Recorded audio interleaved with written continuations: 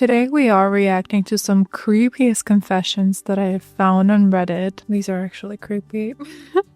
Let's read them. By the way, guys, welcome to my channel. This is a new episode of our Reddit readings, and I really hope you enjoyed them. Make sure you check all the links in the description. I do have a second channel, so you could see me on there as well. I do beauty and self-care videos, so check me out on there as well. But I'm here 5 times a week, so let's get started. This is the subreddit confession. I stole a photo of some guy's family off the wall at a party I went to. That is weird and unexpected, but sounds very impulsive. I got invited to this party one day by a friend of a friend, so I went just to see what it was about. I hate socializing and I went to try new things. So I am at this party in the corner because I am afraid to talk to anyone, and I see this photo of this guy's family just hanging on the wall. Boy, don't touch it.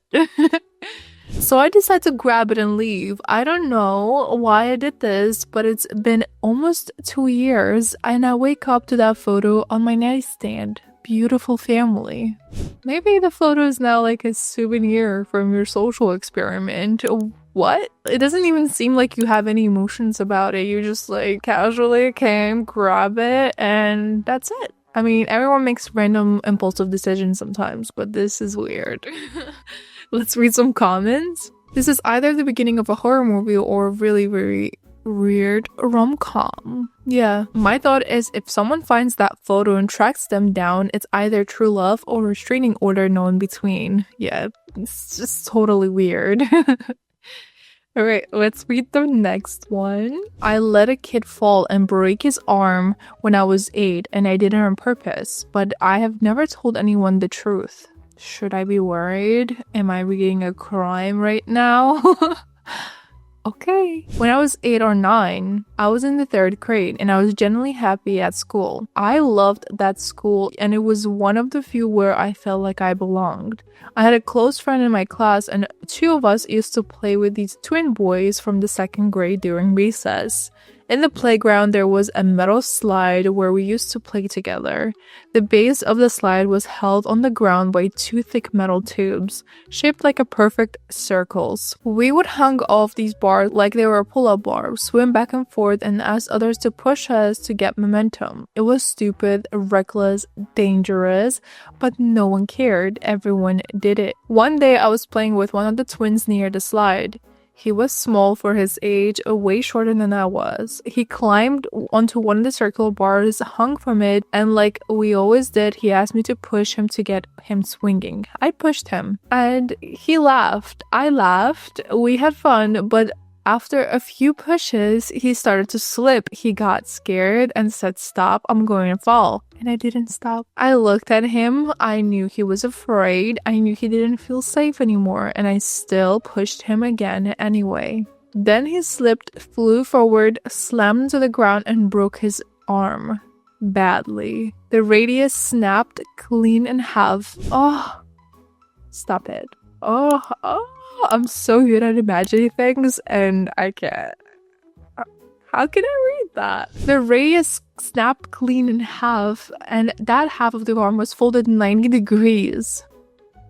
The screaming started immediately. He was crying in pain and I froze, but eventually I ran for help, panicked. Teachers came, someone called an ambulance, and then the part truly traumatized me. The other kids came. A crowd formed with kids from 4th grade and kids from my class, all of them yelling at me, accusing me, screaming that it was my fault and I should pick up on my own size, and that I was a monster.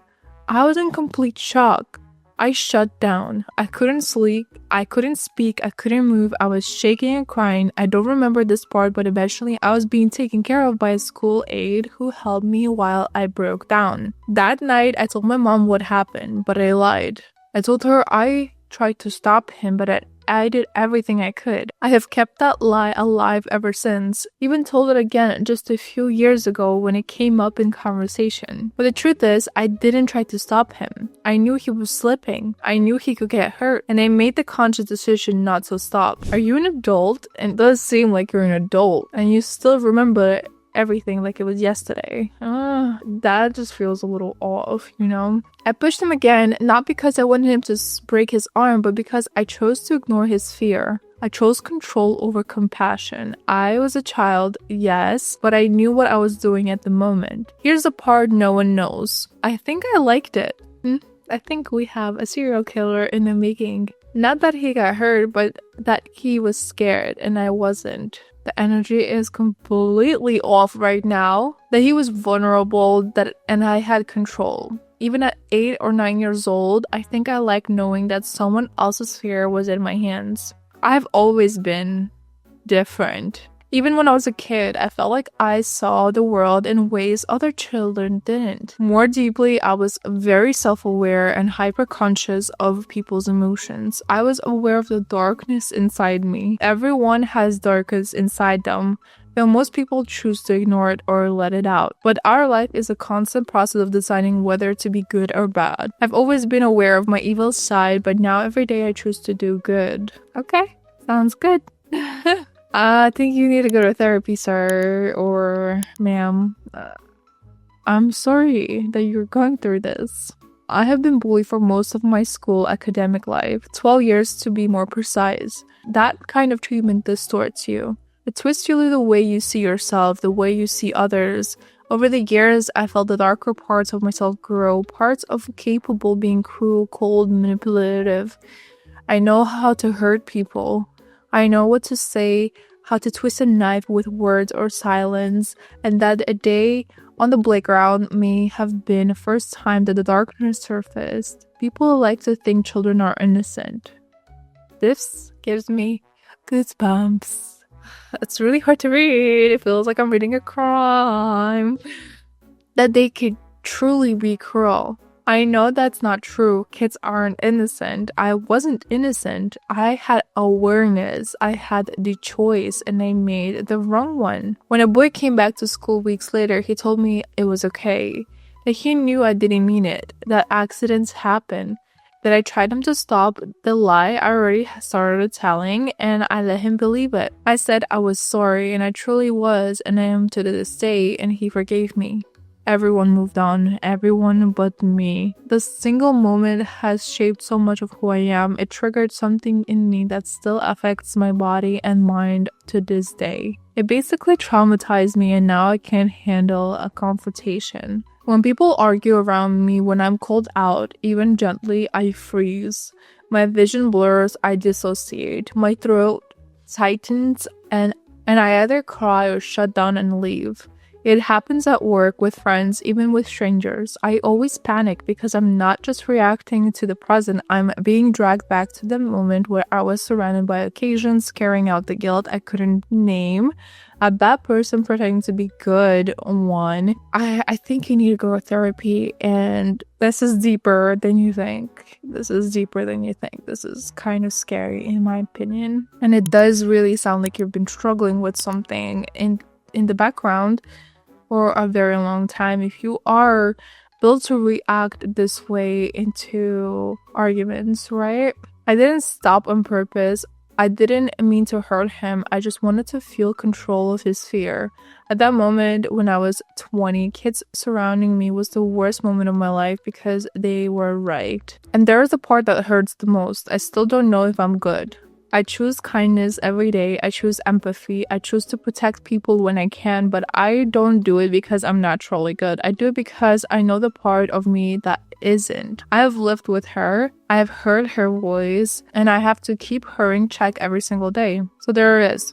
The whole truth. I've never told it before. I didn't try to stop him. I pushed him again, knowing he might fall. He broke his arm, and I lied to everyone for about 13 years. I don't want forgiveness. I don't even know if I deserve it. I don't even know if I'm guilty or not, because although I didn't stop him purposely. I didn't mean for him to get hurt. I just wanted to be fearless of confrontation. I just want to be able to react, but I don't know if I'll ever overcome it. And maybe, just maybe, that's the price to pay for having chosen to let the evil rule that moment. You do seem like you're very acknowledging about what is going on within you. It does seem like you do need to seek out help, but you are very aware of what is going on, right? You're aware how your body's reacting to it. You're aware why it's happening, but you just need help on to guide on how to treat it. This is a little bit scary, and thank you for sharing that confession, I guess. Let's read some comments. I think that guilt, shame, or regret you feel over this is such a great sign that you are an empathetic person. For this event to have such effect on you, it really shows that choosing to hurt others doesn't sit right with you in the soul. Yeah, that's what I was thinking too. You know, it does seem like you're super aware of what's going on and you do know that it's not right, but in the moment you felt like you had to do it just to feel something, right? This is a good start. Now tell a trained professional who will always also listen to you without judgment. Keep telling the story over and over again, a true version. It will always have less and less hold on you, but it will take some time, discomfort, and hard work. But it's worth it. You will be free. Confrontation and being called out help us to continue to grow. So the sooner you can heal this, the more you can grow and learn from it, causing visceral reactions you can fully heal. Yeah, that is a really good point. You definitely need to talk to a trained professional, and you have to keep telling the story, because otherwise it's just going to be stuck in your head and there will be no room to grow from it. And it will just be a constant battle within you and the memory. Alright, guys, that is all. What do you think about it? Those confessions were pretty creepy, you know? It does sometimes feel like I would read a crime confession, but then it would turn out to be something like this, something a little bit more innocent, or not. It really depends. Let me know what you think about it. Thank you again for watching. Make sure you check all the links in the description. And if you have any messages or suggestions, let me know in the comment section below. But I will see you on the next one. So, bye-bye.